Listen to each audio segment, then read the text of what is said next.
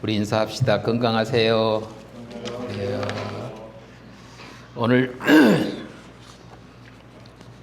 오늘 설교 제목은 여호와 하나님께서 언약하신 대로 구원의 새 세상을 여십니다. 입니다. 어제 어떤 후배 목사님 교회 성도님들은 대단한 성경 실력을 가지고 있는 것 같습니다.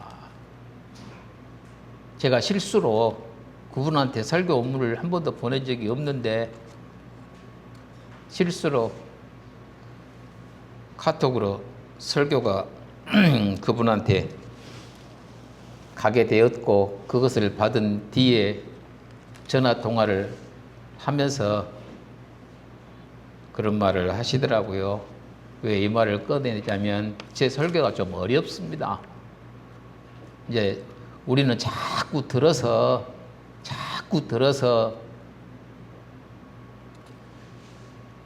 이제 어느 정도 이해할 수준에 있다라고 저는 믿어 의심치 않습니다. 그래서 제가 그랬습니다. 어려워도 어려운 설교를 자주 듣다가 보면 이해하게 되어진다. 콩나물 시루에 물 부으면 다 흘러가 버린 것 같아도 어느새 콩나물이 쑥쑥 자라서 우리가 나무를 무쳐 먹지 않냐. 그런 것처럼 설교는 쉽게만 할 것이 아니다. 목사만 알고 있을 일이 아니다. 가르침을 받은 대로 가르침을 베풀어야 열매가 있는 것 아니냐. 그런 말을 나누었습니다. 설교가 조금 어려울지라도 자꾸 들으시고 또 설교문이 어려우니까 자꾸 읽고 또 읽어서 목사가 어떠한 메시지를 복음을 선포하는가 하는 것을 아실 수 있도록 하기 위해서 설교문을 보내드리고 있으니까 그렇게 양지하시고 말씀을 들어주셨으면 좋겠습니다. 설교 시작합니다. 우리는 여호와 하나님의 언약 백성입니다.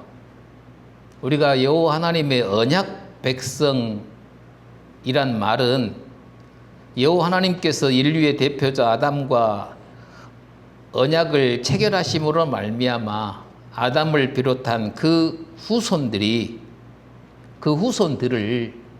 여호와 하나님께서 백성 삼으셨다라는 말입니다.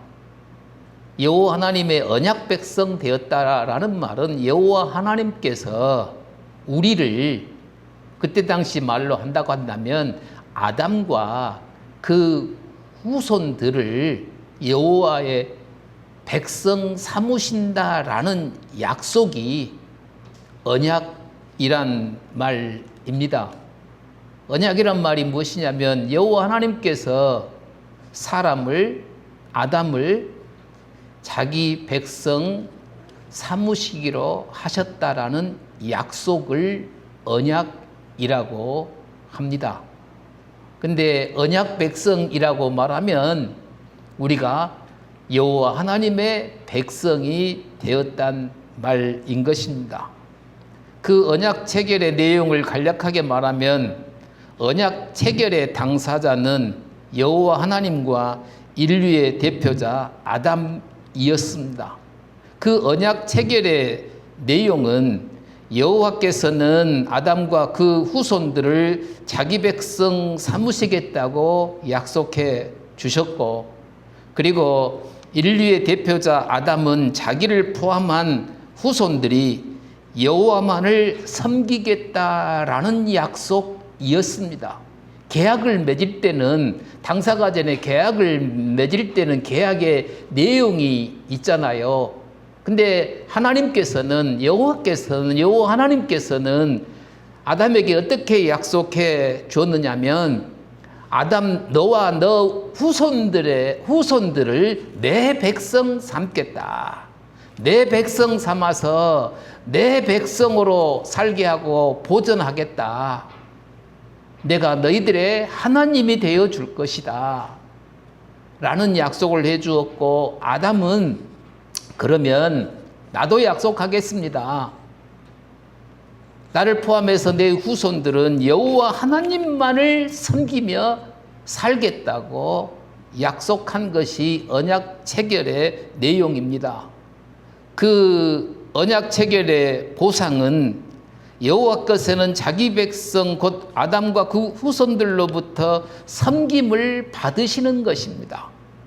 하나님의 백성 되어진 사람, 아담과 그 후손 되어진 사람들이 여호와의 백성이 되어서 어떻게 살아야 되냐면 전도서 12장 13절 말씀 있는 것처럼 하나님만을 경외하고 하나님만을 섬기는 그러한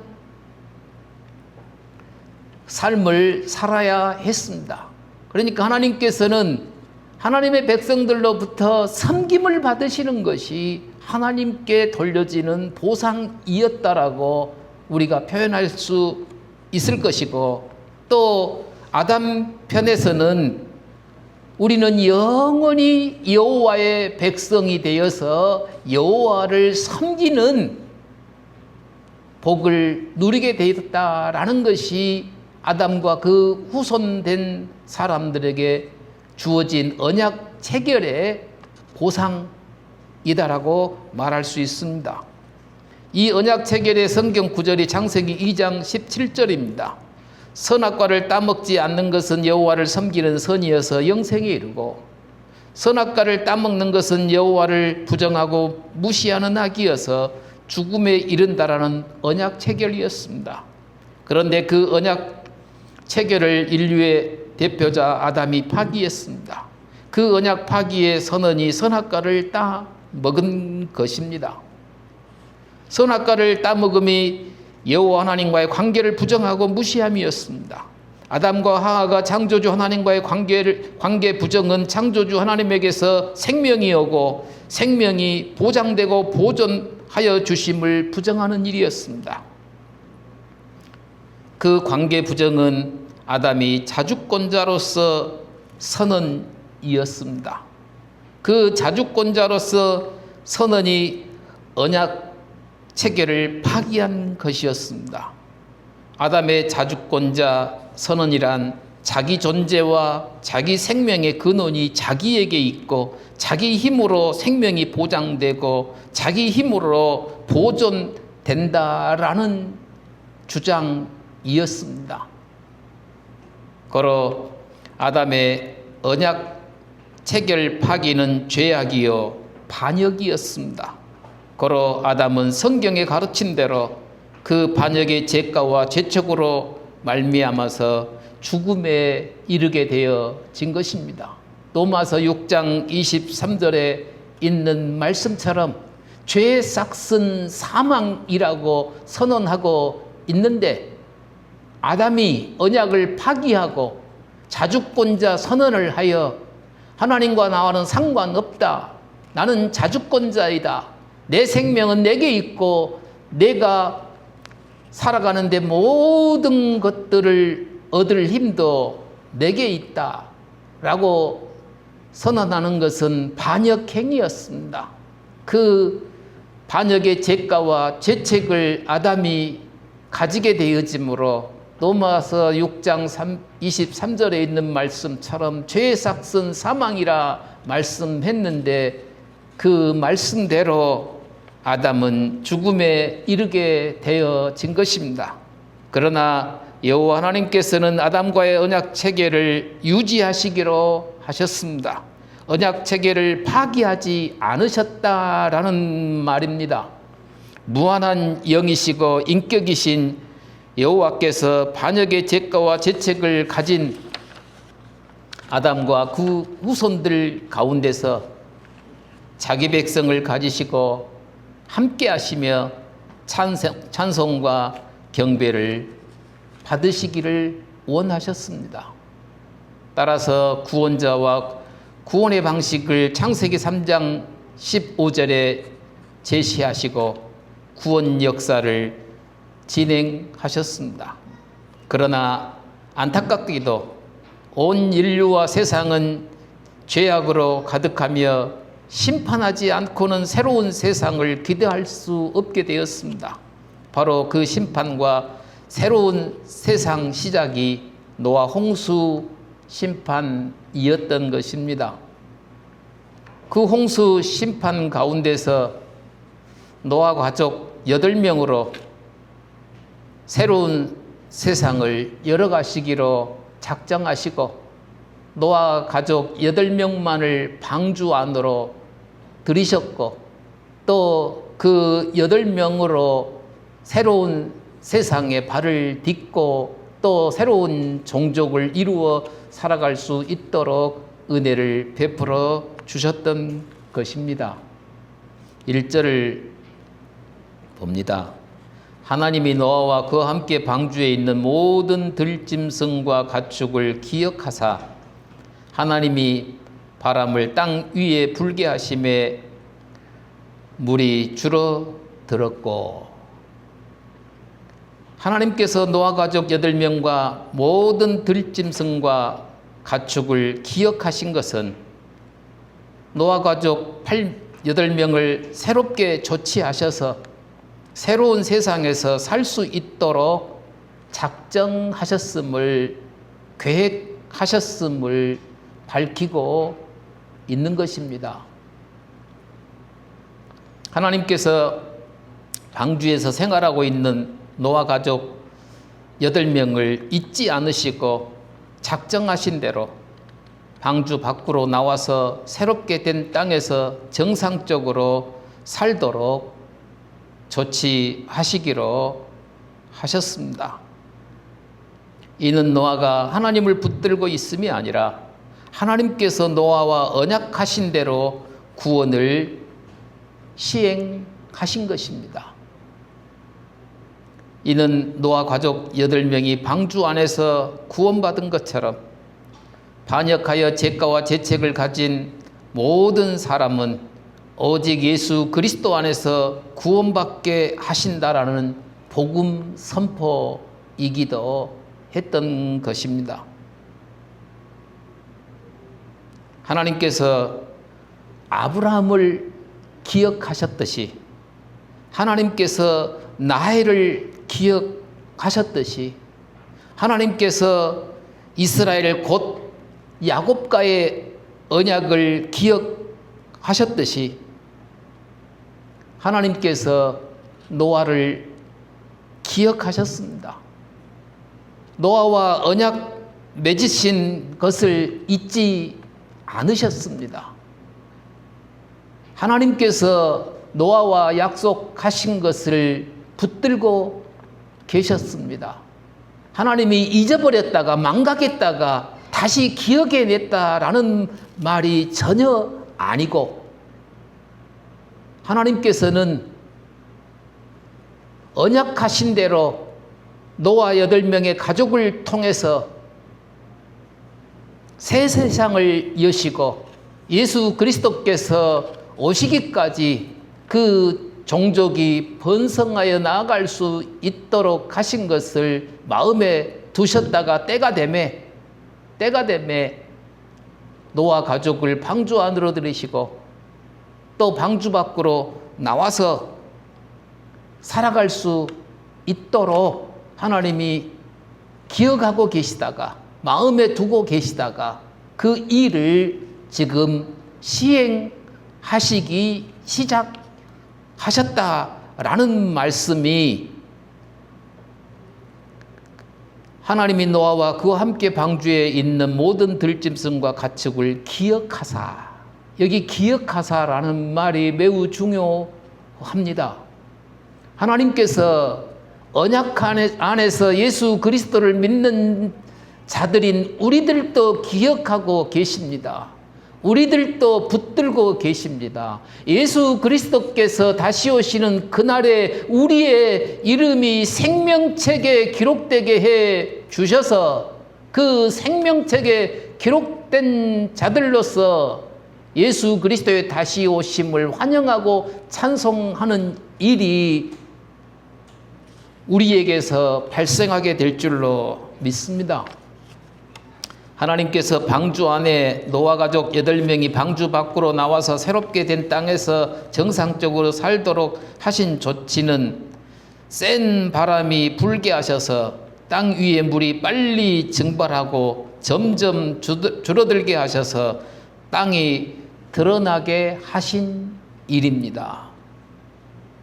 하나님께서 노아를 기억하셔서 그 구원을 진행해 가시는데 말만 하신 것이 아니라 조치를 취하셨어요. 센 바람이 불게 하셨어요. 그리고 물 위에 물들이 급속히 쑥쑥 빠져서 점점 줄어들게 하셔서 땅들이 드러나게 하신 것입니다. 하나님께서 격렬하게 움직이던 물이 낮아지게 하셔서 평온해지게 하셨다는 것입니다.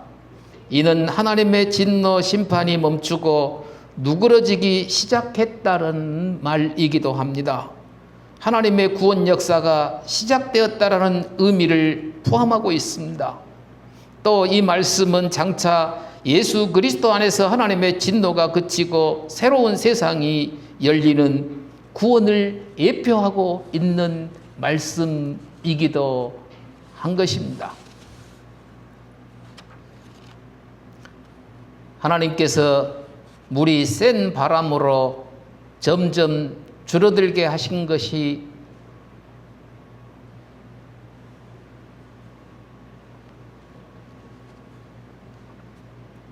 하나님께서 물이 센 바람으로 점점 줄어들게 하셨습니다. 물의 높이가 쑥쑥 내려가도록 하셨습니다. 하나님께서 물이 쑥쑥 내려가게 하셨다라는 것은 첫째로 하늘의 구름층과 수증기를 짙게 만드셨습니다. 그러니까 노아 홍수가 시작할 때에 하늘의 창문이 열리고, 이 말은 하늘 위에 있는 바닷물이 터지고 그 말이라고 말씀을 드렸었는데, 이제 그런 것들을 본래 상태로 되돌리기로 하셨기 까닭에 하늘에서 물이 안 쏟아지니까 이제 물이 줄어들게 되었다라는 말이고, 또 땅의 깊은 곳에 물이 솟아오르는 것이 아니라 저장되게 하셨습니다. 그리고 바다의 물의 높이가 높아지게 하시기도 하셨습니다. 강과 호수와 깊은 계곡을 내셔서 많은 물을 저장하시고 흐르게 하셨습니다. 센 바람이 불게 하셔서 남과 북 양극으로 물이 옮겨지게 하셔서 얼음 덩어리가 되게 하여 하심으로 물의 양이 줄어들게 하셨습니다. 그렇게 하셔서 땅이 드러나게 되었고, 노아 가족과 모든 짐승과 가축이 새 세상에서 종족을 이루며 살아갈 수 있도록 터전을 마련하신 것입니다. 앞에서 제가 조금 버벅거리고 더듬거린 것은 뭐냐면, 자연적으로 센 바람이 불어서 물이 줄어들게 하신 것이 아니라 하나님께서 센 바람을 불게 하셔서 물이 줄어들게 하시되, 뒷부분에 또 나올 것입니다만, 물이 줄어들게 하셔서 급속도로 줄었습니다. 쑥쑥 줄었습니다. 그런데 점점 조절을 해 가시면서 물이 줄어들게 하셨고 땅이 드러나게 하셨다라는 것입니다. 2절, 3절, 4절, 5절을 봅니다. 기쁨의 샘과 하늘의 창이 닫히고 하늘에서 비가 그침에 물이 땅에서 물러가고 점점 물러가서 150일 후에 줄어들고 일곱째 달 곧 그 달 11날에 방주가 아라랏산에 머물렀으며 물이 점점 줄어들어 열째 달 곧 그 달 초 하룻날에 산들의 봉우리가 보였더라. 하나님께서 하늘에서 내리는 물을 그치게 하시고 땅 깊은 샘에서 솟아나는 물도 막으시고 바다와 강과 호수와 깊은 계곡과 양극의 얼음덩어리와 땅속에 물을 저장하심으로 물이 쑥쑥 줄어들게 하셨습니다. 급속하게 줄어들도록 하셨습니다. 하나님께서 노아 홍수가 시작한 지 150일 후에 물 높이가 쑥쑥 내려가게 하시고 급격하게 물이 줄어들게 하셨습니다. 그러나 물이 점점 줄어들게 하셔서 땅의 표면을 충분한 흙으로 남아있게 하셔서 풀과 나무가 자랄 수 있는 환경을 조성하셨던 것입니다. 하나님께서 150일 동안 센 물로 창일하게 하셔서 지구상의 생명체가 모두 멸망하게 하셨습니다. 그동안에 멸망한 생명체가 해체되고 또 분해되게도 하셨습니다.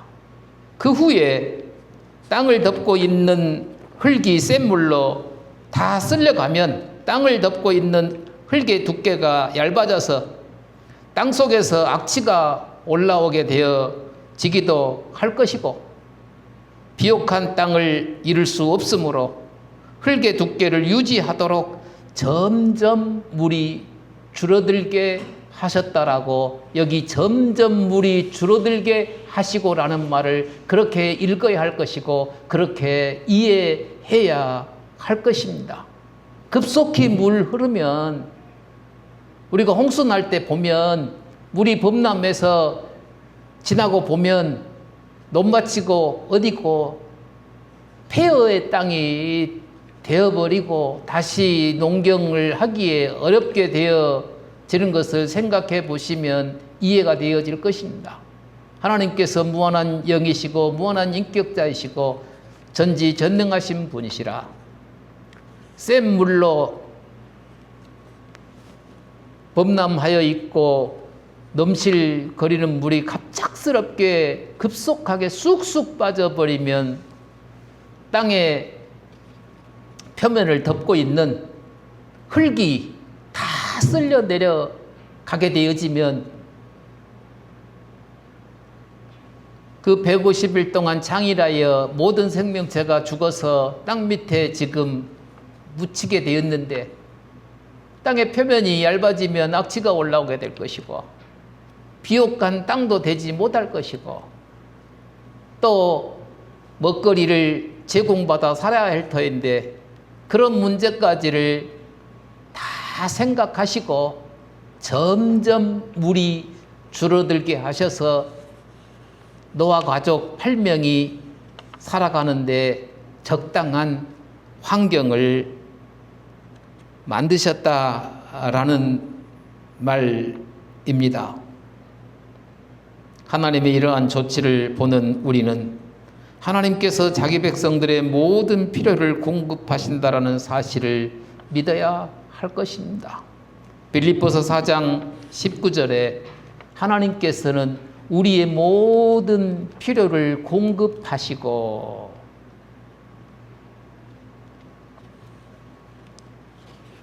저는 믿음으로 말합니다.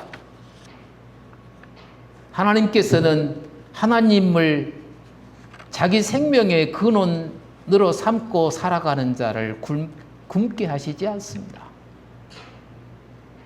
하나님께서는 자기 백성을 어떠한 모양으로도 생명이 보존되어지도록 역사하시는 하나님이십니다. 그 말씀을 우리 주 예수 그리스도께서도 말씀하셨습니다. 떡을 달라 한 자에게 돌멩이를 주지 않으신다고요. 생선을 달라 하는 자에게 정갈을 주거나 뱀을 주어 먹게 할 일이 전혀 없습니다. 오히려 오병이어의 기적을 만들어내셔서 먹고도 남음이 있게 해주시는 우리 주 예수 그리스도이신 것을 굳게 믿으시기를 바랍니다. 그러므로 우리의 현재 상황 때문에 믿음이 흔들리지 말고 믿음도 포기하지 말고 하나님의 뜻하심 속에서 나를 훈련하신다라는 생각도 갖고 우리가 하나님 말씀 안에 붙들려 있으면 하나님께서 우리를 책임지신다. 왜? 하나님의 백성이니까요. 한 나라의 대통령도 자기가 재임하는 기간에 자기 나라 국민들이 잘 살 수 있었으면 좋겠다라는 마음으로 비서관들과 장관들과 위정자들을 통해서 정책을 세우고 나아가기도 합니다. 그러나 사람은 욕심이 있고 지혜가 부족해서 임기 동안에 백성들의 마음을 만족시키지 못하는 부분도 없지 않아 있으나 우리 주 예수 그리스도 아니 여호와 하나님께서는 전지전능하신 분이십니다. 완전하신 분이십니다. 그러므로 우리를 자기 백성 삼으셨으니 우리를 책임져 주심을 굳게 믿으시고 믿음으로 전진해 나가실 수 있기를 바랍니다. 하나님께서 방주가 150일 동안 물 위에 떠다니게 하시다가 아라랏산 봉우리에 정박하게 하셨습니다. 여기 설교문에는 이렇게 기록되어져 있습니다만은 정확하게 아라랏산이 어디인지 알 수가 없습니다. 그러나 신학자들은, 교부들은 아라랏산 봉우리는 5,156m로서 현재 아르메니아로 교부들은 판단하고 있습니다. 그 산맥은 코카서스 3국 조지아, 아르메니아, 아제르바이잔에 있는 산맥을 말합니다. 코카서스 산맥 최고 봉우리는 엘브루스 산으로서 5,642m가 되어진다고 합니다. 우리 칼뱅 선생께서도 장 칼뱅 선생께서도 역사가 요세푸스를 들어서 이렇게 주장하는 또 교부들이 말하는 것을 긍정적으로 인식하여 창세기 주석에 그렇게 기록했음을 볼 수 있기도 합니다. 아라랏산이 어디에 있는지 그건 중요한 게 아니고 노아 홍수 사건이 우리 역사 내에 있었다. 그리고 방주를 지었다. 라는 사실을 우리가 믿는 것이 더 중요한 일일 것입니다. 하나님께서 노아 방주를 아라삿산 봉우리에 정박하게 하셔서 그들의 생명을 보존하심으로 언약 백성의 계보를 예수 그리스도께서 오시기까지 이어갈 수 있는 그러한 소망을 주셨습니다. 하나님께서 노아와 그 가족들에게 아라랏산 봉우리에 정착하게 하셔서 다른 산들의 봉우리를 보게 하신 것은 노아와 그 가족들이 다시 방주 밖의 땅에서 살 수 있다는 소망과 기쁨과 즐거움이 넘치게 하신 일이었습니다. 하나님께서 노아와 그 가족들에게 다시 땅에서 살 수 있다는 소망과 기쁨과 즐거움이 넘치게 하신 것은 우리가 예수 그리스도를 믿는 믿음 안에서 다시 하나님 앞에서 살게 되어졌구나라는 그 구원의 기쁨과 즐거움이 넘칠 것을 미리 보여주고 있는 사건이다. 노아 가족들이 지금 방주 밖에서 나가서 다시 살 일을 생각하니까 소망이 넘쳐요. 거기까지 유추해 볼 수도 있겠지요. 어떻게 농경지를 경작하고 어떤 채소를 심어서 어떤 과일나무를 심어서 어떻게 생활해 가자라는 그러한 계획을 세웠는지도 모르지요. 아무튼 소망에 차 있었습니다. 방주 밖으로 나가 다시 새로운 세상에서 살 수 있다는 기쁨과 즐거움이 넘쳤습니다. 그런데 그들의 그 기쁨과 즐거움, 소망은 장차 다시 오실 예수 그리스도를 믿는 믿음 안에서 주어질 기쁨과 즐거움을 미리 보여주고 있는 사건이라고까지 말할 수 있다라는 것입니다. 말씀을 맺습니다. 노아 홍수 사건은 단순한 자연재해가 아니라 하나님께서 죄가와 죄책을 묻는 공의로운 심판이었고 창조를 회복하는 구원의 시작이었습니다. 그 증거가 노아와 그 가족을 방주 안에 보존하심으로 언약 백성의 계보를 이어가게 하신 것입니다. 따라서 우리는 창세기 7장은 심판의 절정이었고 8장은 하나님께서 노아에게 언약하신 대로 구원을 시작했다라는 말씀으로 읽어야 할 것입니다. 홍수의 센 물로 온 세상이 창일했고 노아와 그 가족들은 방주 안에서 언약을 믿고 기다려야만 했습니다. 아무런 기대나 소망 없는 것처럼 보였습니다.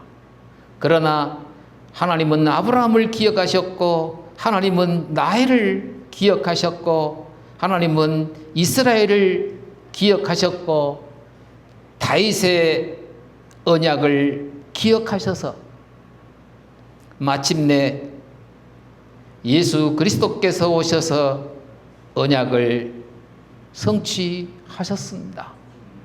그것이 누가복음 1장 31절에서 33절에 기록되어져 있습니다. 왜 갑자기 다윗이 튀어나오냐고요? 거기에 그렇게 기록되어 있습니다. 하나님께서 다윗을 기억하사, 그 말은 하나님께서 다윗과 언약하신 대로 때가 되매 예수 그리스도께서 탄생하셨다라는 말씀입니다. 따라서 하나님께서는 지금도 언약하신 대로 자기 백성을 기억하고 계십니다. 다시 말하면 지금도 언약하신 대로 하나님의 아들 예수 그리스도를 믿는 자를 기억하고 계신다라는 거예요. 이 기억하신다라는 말은 붙들고 있다라는 말씀이기도 합니다. 본인이 말씀하신 것을 자기 마음에 품고 있고 그 말씀하신 것을 때를 따라 시행하심으로 자기 백성들이 시혜를 받으며 살아갈 수 있도록 하신다라는 말씀이기도 합니다.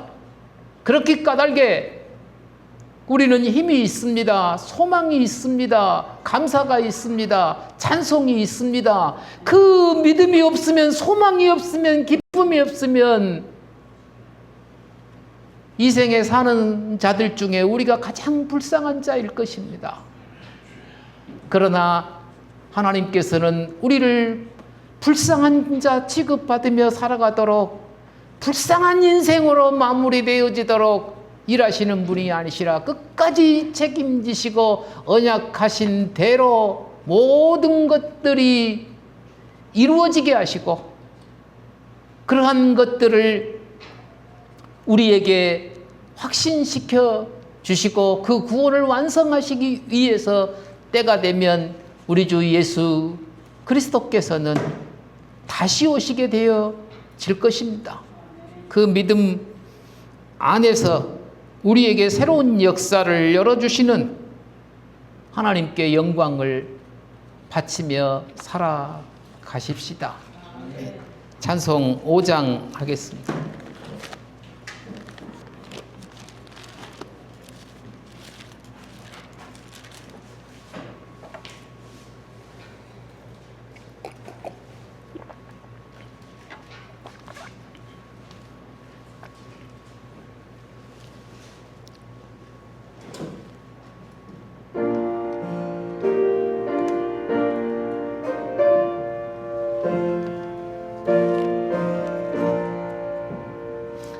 이 천지가 만물들아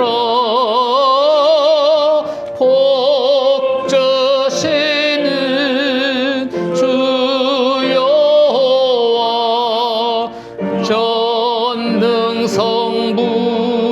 성자 성령 찬송하고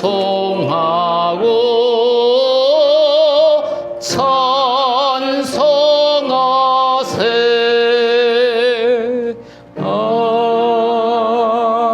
아멘.